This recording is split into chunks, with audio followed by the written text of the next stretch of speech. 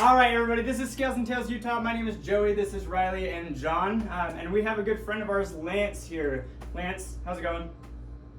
How you going, brother? Good to see you. Doing good. I met Lance while working down in South Africa, working with some venomous snakes and stuff. Lance is a professional venomous snake handler. He is incredible. Lance, tell us a little bit how you got started working with venomous snakes. Well, because I live in such a great country where we don't need any licenses to do basically anything. So I grew up loving snakes. We had a lot of snakes in the yard when I was growing up. My parents decided to buy me a little pet brown house snake, and I lost that probably 2 days after I got it. I think it's left and goes open. But we had a lot of numbers, which is one of the only adders that are under the causeless genus, and they're all over the place. Like they're super common around here. Not deadly venomous, but like really weird for sure. And I just started like messing around with them in the yard, catching them whenever they came through.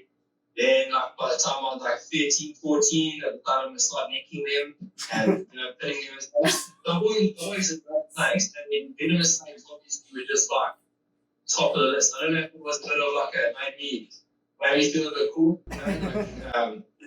Evolved since then, I'll just say that. Right. Evolved since then. Meaning it was a lot of like should I come see my mamba kind of stuff, but it's a lot more than that since then. But it's just I always tell people I don't feel like I had a choice in any of this. It just kind of happened. Right. I was really lucky. Now talking professionally, I was really lucky when I was 18.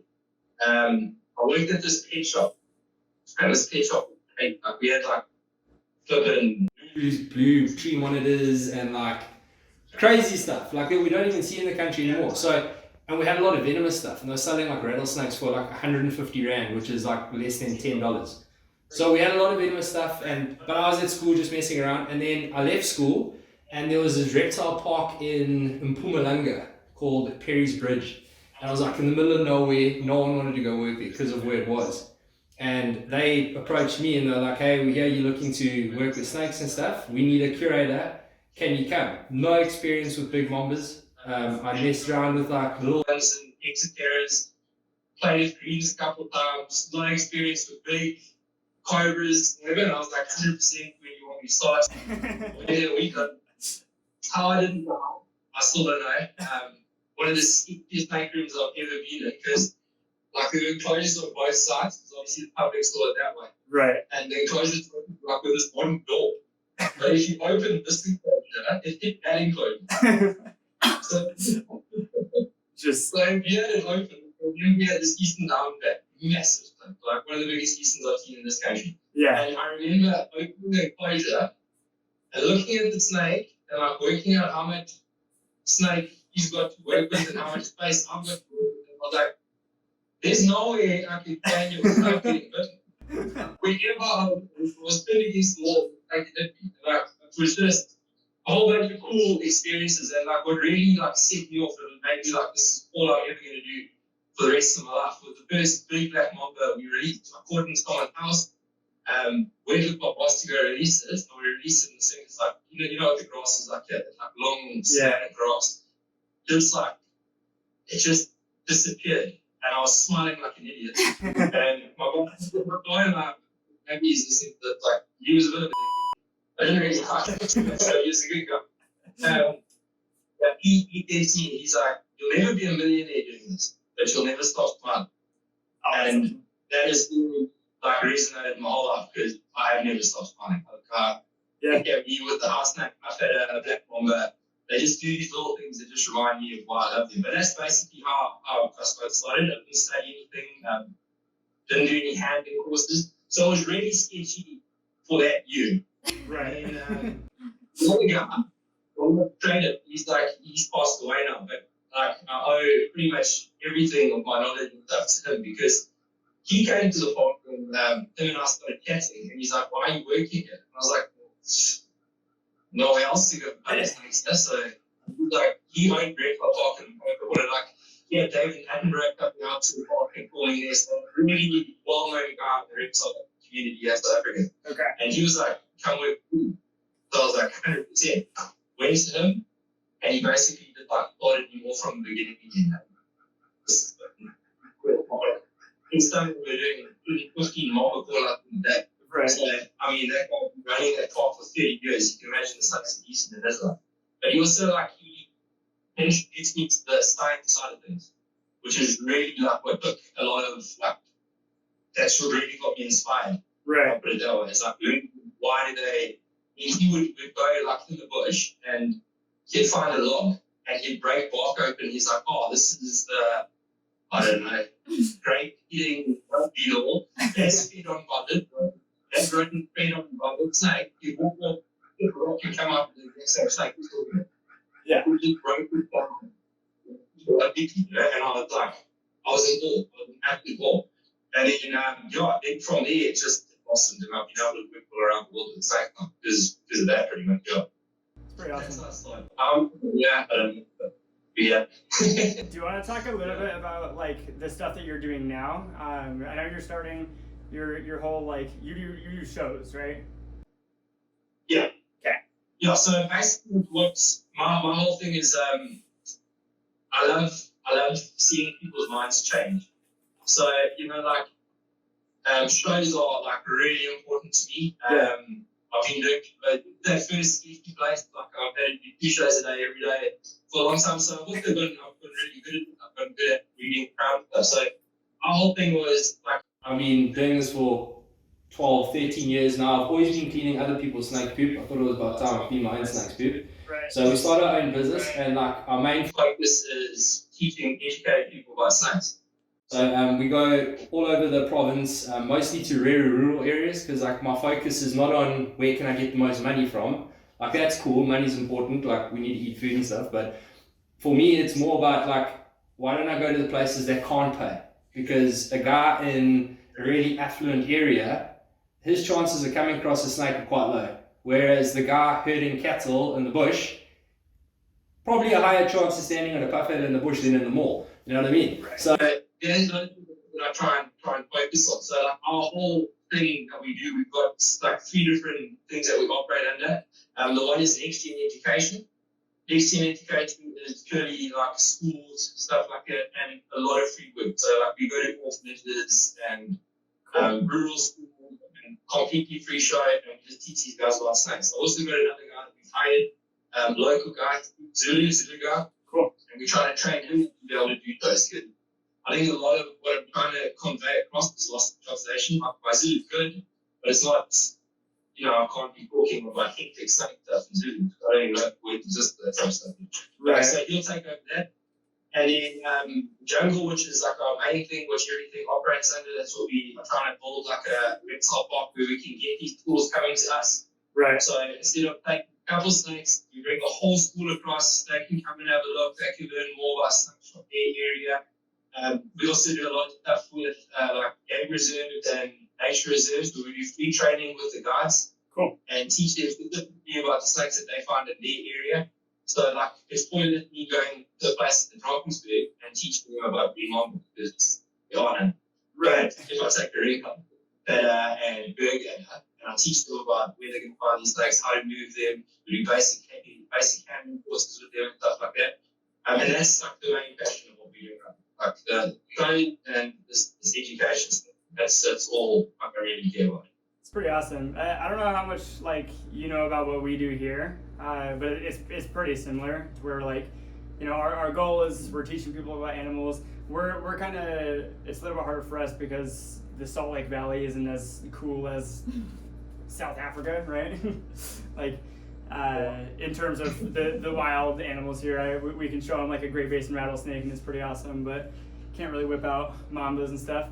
Do you want to talk a little bit about like, this is one of the things that I thought was like so crazy while I was like working with you guys down in Africa is the fact that you can just like whip out a mamba and nobody cares, you know what I mean? In terms of like danger, no rules. Like if we were doing stuff like that, we would be in a lot of trouble. And like, makes it easy, but at the same time, like, I wouldn't be disappointed if there was a little bit more rules. Right. Like, especially when it comes to handling courses and stuff like that. Like, I see it this the other day, a little bit about black mamba. And to be honest with you, I don't know his story. I don't know who he is. I just heard he got bitten. So he might not apply to this whole thing. He may, Right. but he might not. But, Okay. basically, the people that are in these handling courses, it takes a day. Right. And after that, they consider themselves snake catchers. Like, once you get that certificate, which if you pay for, you get the certificate, you can be, Right. dumb as a wall. Yeah. Still get the certificate. And that you can then use to apply for your permits to go and catch snakes in people's houses and stuff. And I don't care what anyone is, you know it. You Right. know, you were with me for a long time. Yeah. You don't just spend an hour with snakes and go catch mamba and stuff. No. Yeah. Besides it being allowed to, but it's not enough respect in my opinion. Right. You learn everything about snake in an hour. Like, you learn enough about any snake in an hour. I spent a month with you every single day, right? And like, there's no way I could go catch a mamba, or like I would feel comfortable doing it, right? Like, there's no way. Yeah, a bit of touch. I'll give you. Appreciate it. For the last 10 degrees Celsius. I still wouldn't feel comfortable doing it though, right? It's crazy. Yeah, you know, it's a completely different snake. It's not that it's a savage, crazy thing that wants to bite everything, but like, it's a 3-meter boreal snake. Right. It's awkward, you know? Yeah. And 2/3 of the body, like it's a difficult snake to maneuver. But, you know, besides the whole snake handling thing, it's also that a lot of people can just keep whatever they want. There's no laws there, like, you know, from the 150 hours or so. Right. Yeah, like, if that is, besides being with me, is that like before she met me, she wanted to go buy King Cobra and she had 15,000 rand spare. She could go. So, Right. but I'll be once you do what you want to do. I can judge it now because now I've got the experience, but I'm if I was and they're trying to do it while I was coming in, I'd be a little bit weak because a bit of a mission to get all that. But yeah, no, it's it's like with school shows as well. Another guy I saw, I don't know who he is, but he's doing a school show free-handling a whitey. Like out of school? That's crazy. Yeah. Why are you doing it? What is the conservation message you're trying to get across? Yeah. I don't understand. Because you look at me, I look like an idiot because I'm also a snake. You know, I'm not doing that type of shit stuff. So, Right. you know, like we're looking together and, but I mean, you know, I just got so Yeah. take a good. Yeah, I mean, we deal with stuff like that all the time too. We have a lot of like contracts and stuff with other schools, and like sometimes, you know, other people that aren't us can ruin our business because they're messing up, you know. Right. It's hard. Yeah. With that being said, though, you want to show us how a professional handles some snakes? What do you want to see first? Want to see a mamba? Okay, friends, Lisa. Probably see a mamba, yeah. Sure, I mean, why not? And there's this mamba that they came from another like park again. Okay. And the north of KZN in Tuzini, so it's like what we call Zululand. They're super common around there. Okay. This like old boy, when we got him, he was stuck in a lot of worms and stuff like that. Kind of closing down, so. But he's looking a little bit better now, but super calm. Like, compared to any of the other bombers and stuff, this is just fun. If I had a free hand in the snake, this would be it, but Come on, you're a professional. We don't do that kind of stuff. yeah, exactly. There we go. So have a look here. How pretty is that snake though? Hey? How's that color? But I mean, like as I'm saying, super chilled snake. So I use this in a lot of my venomous snake shows because I mean you can see I can irritate him, he just goes completely back. He doesn't, like if there was a black mamba, he'd be opening his mouth, acting crazy with me. But yeah, no, this one, super chilled, super docile, and it's so pretty, man. It's got like these, I don't know if you guys can see it, maybe Bex can get it on that camera. Like in between the scales, there's just this like black skin, and it is, oh, like have a look here. You see that? No, you can't really see it there, hey? This is an East African green mamba. East African green mamba, Dendroaspis angusticeps. So this is the only one that we found here in South Africa, of the green mambas that is. Obviously we find green and black here. But out of the green mambas, this is the only one. So you'll find these pretty much from the bottom of KwaZulu-Natal all the way up to Mozambique, and then into Tanzania you get angusticeps as well. So quite a wide range. You enjoying my mamba there, but? Right? You're looking thrilled.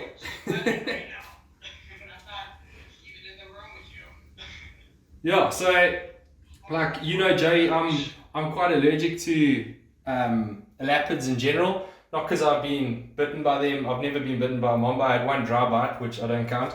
But I've never had exposure to the venom from bites, but I've had a lot of exposure from cleaning spitting cobras. And like somehow from the spitters, obviously there's a protein that's shared between the two venoms that's overlapped onto these guys. So a bite from this snake to me now where we stay would, I'm probably not making another video, let's put it that way. But I think it also just makes me a little bit more respectful. I am older now, 32. Like when I was 18, maybe I'd try to hold the snake like a ball python, but yeah, a lot more respect for them now, especially with the allergies, that helps. But yeah, super chilled snake and just so pretty, man. Like I think this and then the West African green, probably my favorite snakes in the world. They're just, you can see what he's doing there. He's wrapping my arm up. And that's obviously just to, like, he's not trying to come back at me or anything. It's just him trying to secure himself there a bit. But if you're not getting that off and he does decide to come, it's, it's quite hard to get him off your wrist and he's coming up your arm. But yeah, there's the green. Yeah, that's pretty awesome, man. Cool snakes. You said that this one was your favorite? Yeah. This and the West African green. What about them? Oh, what about them is my favorite? Oh, you say what about? Yeah. Why? My favorite color is green, so that's a good check. But also just, I think they're so elegant. I think they're so elegant. Like everything that they do is like so precise. Like you don't see her like falling off a branch or him falling off his branch or like doing anything, and they just kind of get like all he wants to do is get away. I've never really seen a green mamba that kind of comes out boxing. Obviously every situation is different, and like for example East African forest cobras, like Joey, they're pretty chill. This one that I'll show you just now is not chill at all, but I mean it had boiling hot water poured on it, so I don't think its interactions with humans have been too good. So I think that's also why so I'm not saying like if anyone comes to South Africa, green mambas are so chill. They're not all like this. But in general, like across the range, they are just super chilled snakes. Yeah. Like, I mean, Bex is so close to this thing, and it's not even interested in it. But yeah, that elegance, the color. I think living in trees also makes it really cool. I love anything arboreal, anything that like just sits up in a tree. I think it's so cool. And I think also when I was growing up, like a lot of guys had green mambas, and I'd go to their house and I'd look at them and I just thought they were amazing. Like especially when they're young, they're just like this like luminous color. Yeah. So I think behavior, color, just overall snake makes him one of my favorites. Pretty wild, man. Pretty wild, man. We gotta get some We gotta get some options. 100%. I'll send them to you. Good job.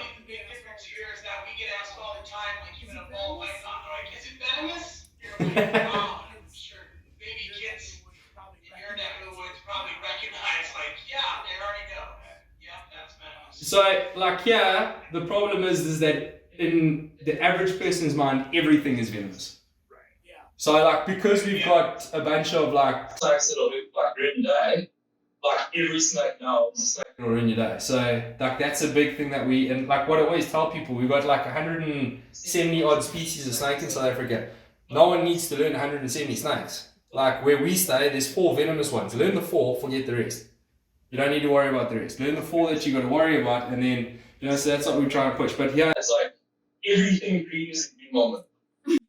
A little piece of hose, and it's a green mamba because it's green and it's long. So that's just how it works.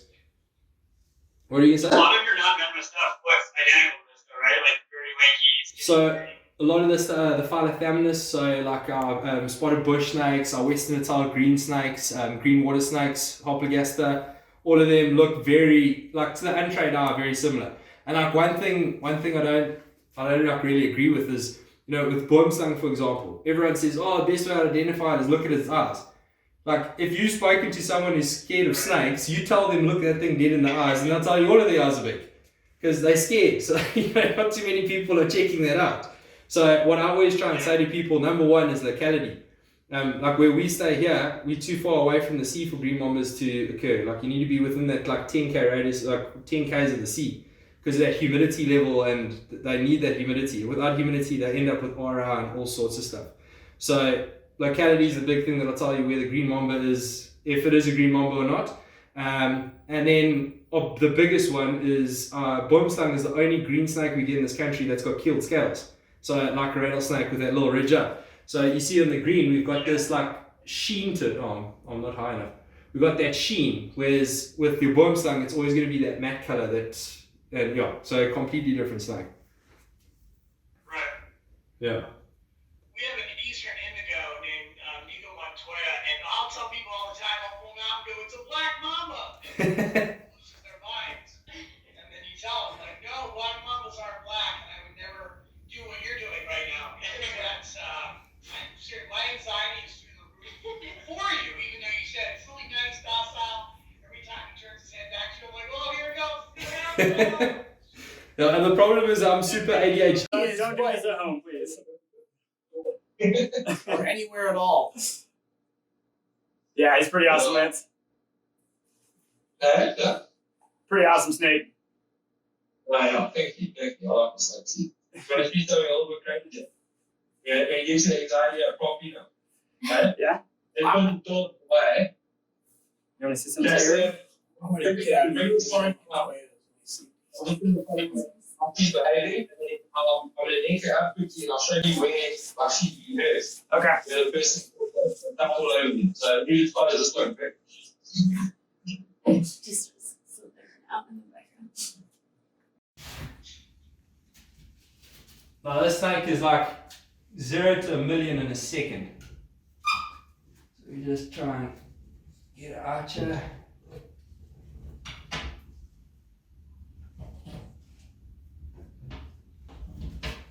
So like she doesn't hood too much. You can see she's a decent size though. I mean it's a big snake. Yeah. But like Bex, try and get in front of you there.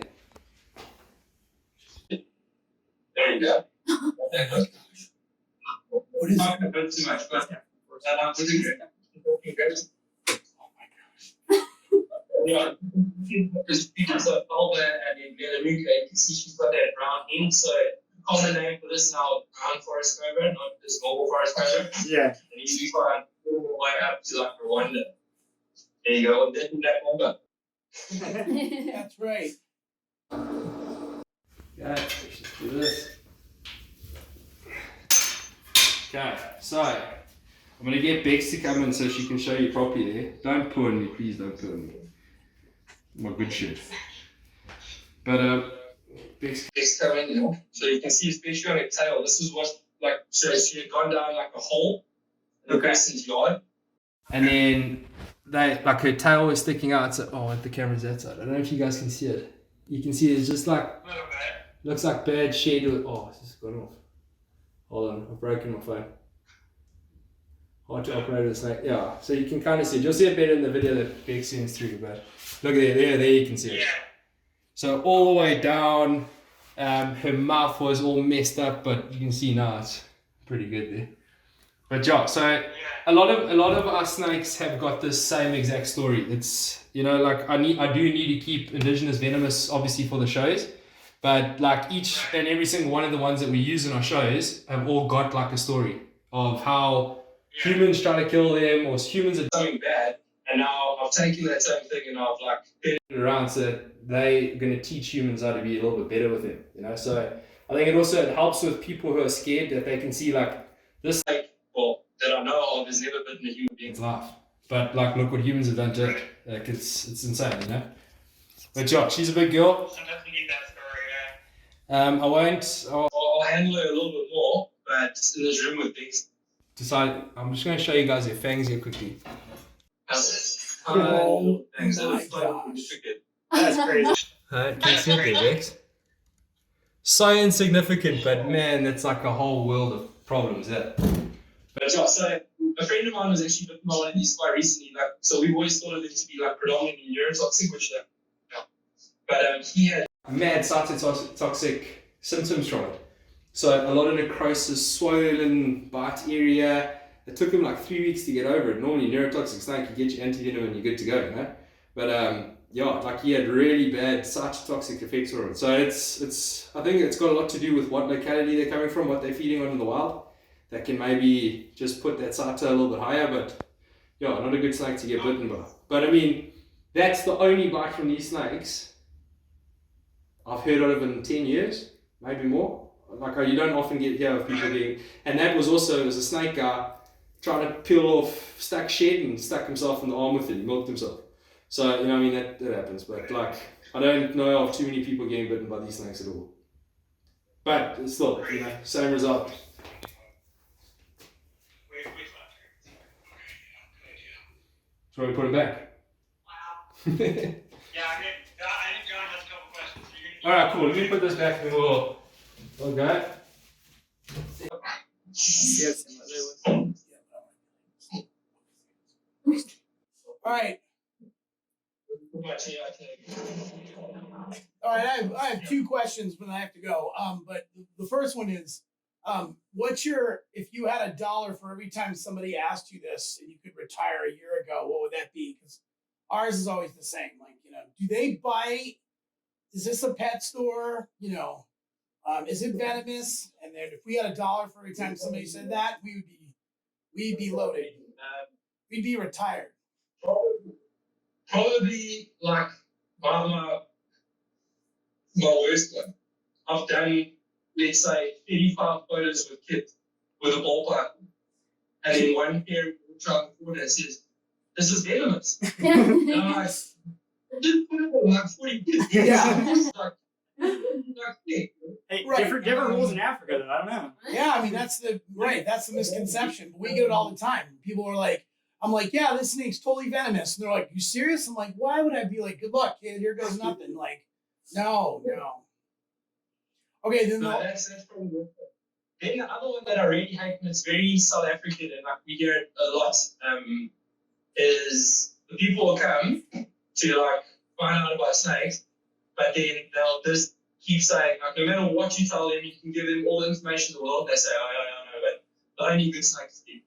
The only good snake is deep. The only good snake. And it's like, why are you here? Go away. Waste your time. You know what I mean? Like it's. Why are you here? But yeah, venomous question, or what's another bad one? Eh? Oh yeah. Yeah, in South Africa as well. Every non-venomous snake will give you a headache if it bites you. That's another one. It gives you a headache. Really? Interesting. So Yeah. Gotta watch out. Those headaches suck, man. okay, and then the last one is before because I have to go. Okay, that you did that like it was nothing. Like you might as well just been handling a ball python kind of. You're just like dum da dum da dum. You know what does scare you? What scares you? Like what makes you nervous? Like skydiving or sharks? Ants. Ants. Like ants, like little black ants. I'm not scared of them, they just don't fight fair. Like you don't ever have a one-on-one with an ant. It's like all of them or none of them. Yeah, no, like as far as animals go, I think I've been lucky that I've been able to work with, from cheetahs in Somalia to mambas in Africa. I've done a lot with animals, and like as far as animals go, like what scares me is like an unpredictable human. That scares me. Yeah. For sure. Like, Yep. Someone who's like not 100% correct, because it's with a snake like the cobra, when he's standing up, I know you're gonna come that far, I can go here. So I've always got a plan in my head. But like a human being, they're a little bit like wired up. It's so unpredictable, that case, especially in South Africa, we deal with that a little bit. So like I think that's probably my biggest fear. Okay. Yeah. Or like heart. I don't think I see my deals. The hands, scaring people, and heart. So it's pretty. Yeah. Right. Cool. Nice meeting you, man. Cool. Okay. Yeah. Here, good luck. I hope we meet in person someday, but I don't want to do it. That nope. Yeah. You're always invited to Utah if you ever make it out here. Yes. Yeah. No one was there, so it's good. Yeah. That's because you need to bring me one. 100%. Right. Just like it was. Yeah. I think like footage wise, I think we got plenty of cool stuff. Is there anything else you want to like push your social media stuff? You want to tell us a little bit about that?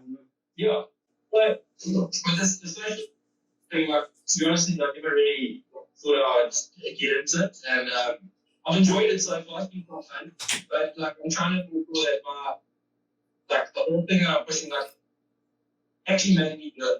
The other day I was on YouTube Thoughts, and it's some, I don't know who he is.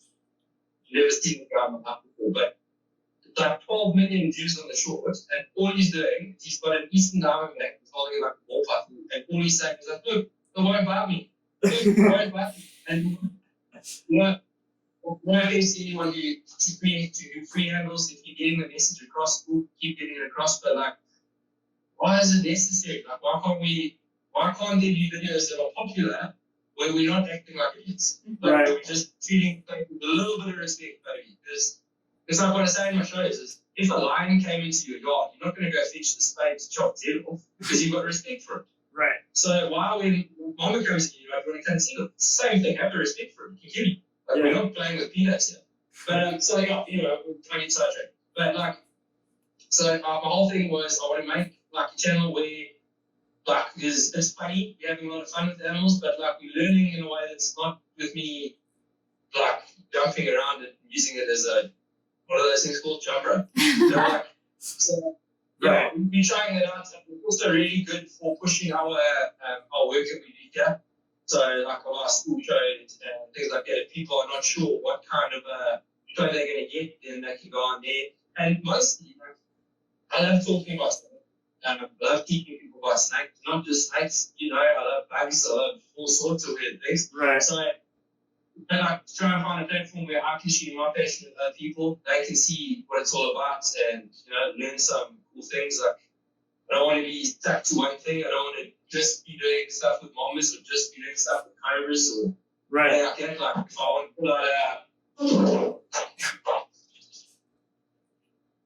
want to put out this and teach one of our snakes this, then I can. Right. And like that's something that we do. Like so, yeah. So it's also named the same as our company that we do all of our shows and stuff under. It's Jungle, but because we thought quite small, you've got to physically put it at the Jungle ZA to find it. Right. Otherwise, a whole bunch of company runners and stops and stuff. I didn't think the name through as well. But We'll Yeah, put all so, the links and stuff. We'll get you. there you go. Yeah. If you Yeah. can't find it, I'll send you a link.